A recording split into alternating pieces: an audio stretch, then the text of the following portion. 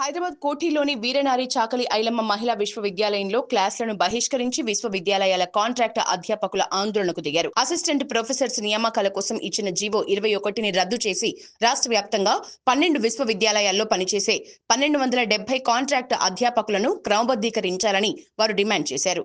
తమ కొత్త నియామకాలకు వ్యతిరేకం కాదని 30 ఏళ్లుగా అధ్యాపకులుగా విధులు నిర్వహించిన తమను గుర్తించాలని ప్రభుత్వాన్ని కోరారు.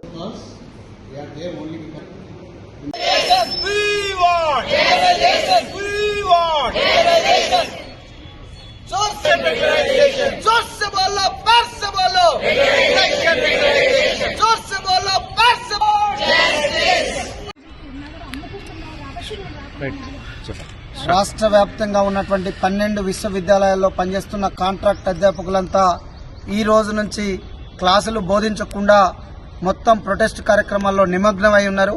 తెలంగాణ వ్యాప్తంగా 12 విశ్వవిద్యాలయాల్లో కూడా ఈరోజు క్లాసులు జరగకుండా మొత్తం బైకాట్ చేసి ఇట్లా అడ్మినిస్ట్రేటివ్ బ్లాక్స్ ముందు ధర్నాల రూపంలో రకరకాల నిరసన కార్యక్రమాలు చేస్తున్నటువంటి పరిస్థితుల్లో భాగంగా తెలంగాణ మహిళా విశ్వవిద్యాలయంగా ఉన్నటువంటి వీరనారి చాకలి ఐలమ్మ మహిళా విశ్వవిద్యాలయంలో మేము ఈరోజు ఈ ప్రొటెస్ట్ కార్యక్రమం దర్బారాల ముందు చేస్తున్నాం. వైస్ ఛాన్సలర్ మేడం ఆఫీస్ ముందు ఈ కార్యక్రమం చేస్తున్నాం. ఎందుకనంటే సుప్రీంకోర్టు ఇచ్చినటువంటి లేటెస్ట్ జడ్జిమెంట్ కానీ లేదా సమాన పనికి సమాన వేతనం అనే జడ్జిమెంట్ గతంలో వచ్చినటువంటి ఆ 2 జడ్జిమెంట్లను కూడా మనం పరిగణలోకి తీసుకుంటే ఒక కాంట్రాక్ట్ అధ్యాపకుడు 3 సంవత్సరాలు నిర్విరామంగా కొనసాగితే ఆయనకి లేదా ఆమెకి సరైనటువంటి క్వాలిఫికేషన్స్ ఉంటే ఆటోమేటిక్ గా రెగ్యులరైజ్ చేయాలని చెప్పి సుప్రీంకోర్టు ఘంటాపదంగా చెప్తుంది. ఆ వెలుగులో అనేక హైకోర్టులు కూడా జడ్జిమెంట్లు ఇచ్చినాయి. ఆ జడ్జిమెంట్లను బేస్ చేసుకుని కర్ణాటక ప్రభుత్వంలో గానీ, హర్యానాలో గానీ, తమిళనాడు గానీ ఇట్లా అనేక రాష్ట్రాల్లో కాంట్రాక్ట్ అధ్యాపకులందరినీ కూడా రెగ్యులరైజ్ చేసిరు. గతంలో ఈ కాంగ్రెస్ ప్రభుత్వం లో ఉన్నటువంటి మంత్రులుగా ఉన్నటువంటి శ్రీధర్ బాబు గారు కానీ, సీతక్క కానీ, అట్లనే వట్టి విక్రమార్క గారు వీళ్ళంతా కూడా ప్రతిపక్ష హోదాలో అప్పుడు టీఆర్ఎస్ గవర్నమెంట్ ని నిలదీసిరు. మీరు జేఎల్ డిఎల్ పాలిటెక్నిక్ వాళ్ళని రెగ్యులరైజ్ చేసి విశ్వవిద్యాలయాలను ఉద్దేశపూర్వకంగా విస్మరిస్తున్నారు. విశ్వవిద్యాలయ కాంట్రాక్ట్ అధ్యాపకులను మీరు ఎందుకు విస్మరిస్తున్నారు?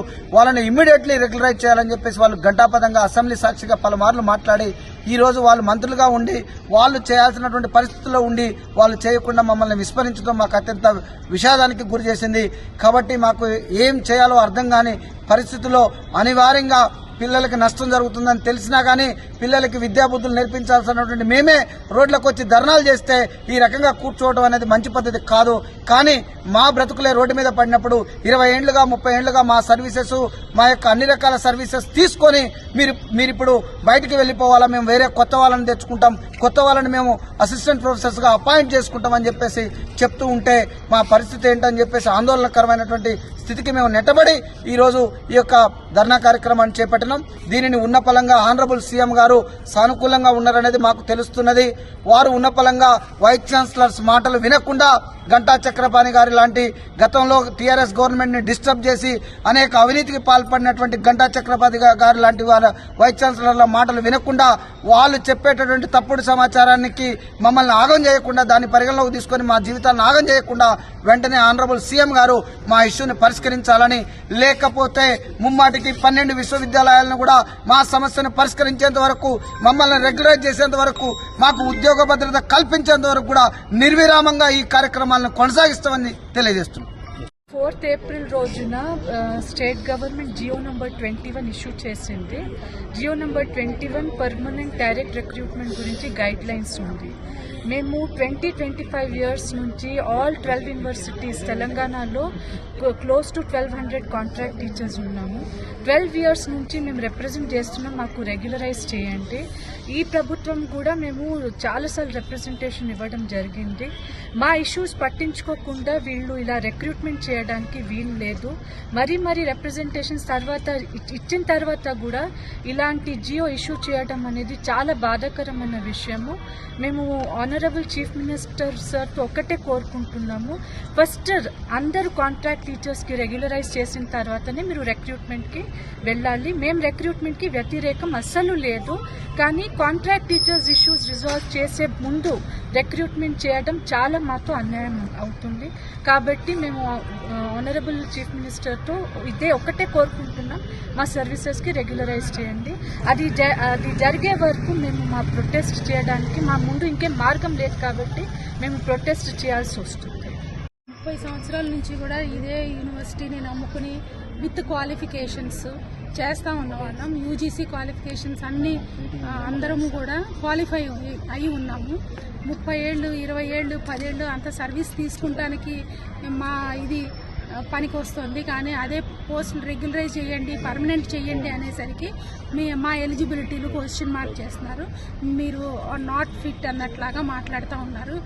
ఎంతమందో వీసీలు మారారు, ఎంతమందో సీఎంలు మారారు, ఎన్నో పార్టీలు కూడా మారినాయి. కాంగ్రెస్ పార్టీ మారింది, వచ్చింది, మళ్ళీ టీఆర్ఎస్ మారింది, తెలుగుదేశం పార్టీ మారింది. ఇన్ని పార్టీలు మారి కూడా ప్రతి ఒక్కళ్ళు ప్రతిపక్షంలో ఉన్నప్పుడు మేము మీకు న్యాయం చేస్తామంటారు, కుర్చీలోకి రాగానే చేసేది అన్యాయమే అవుతుంది.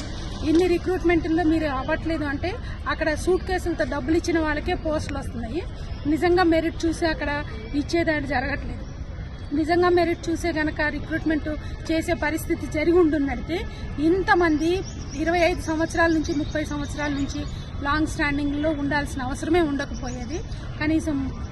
కాబట్టి ఇప్పుడు వచ్చిన నెక్స్ట్ రెగ్యులరైజేషన్ కోసం ఏంటి రిక్రూట్మెంట్ కోసం ఇచ్చిన ఈ గైడ్ లైన్స్ అవన్నీ కూడా యాజ్ ఇట్ ఈస్గా జరుగుతాయి అన్న నమ్మకం మాకు లేదు ఎవరికీను.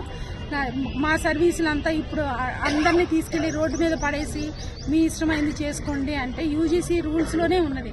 3 years అయితే మాకు ఒక స్కేల్ ఇవ్వడము అన్నది, ఎడ్హాక్ ఇవ్వడం అన్నదో ఏదో చేయాలన్నది రూల్స్ నామ్స్ ఏవి అడ్డు రావట్లేదు. వీళ్ళు చేయడానికి మనసులే పట్టట్లేదు. అంతే మన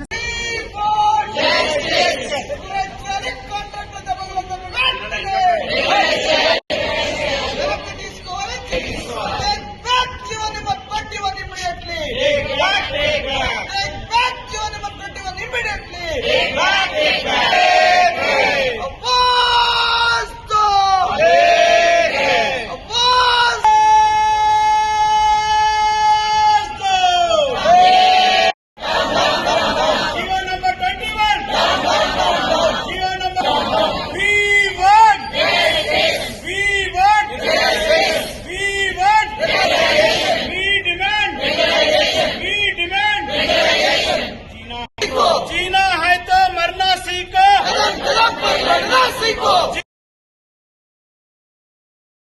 In the process of protest, so we unitedly have taken decision and also informed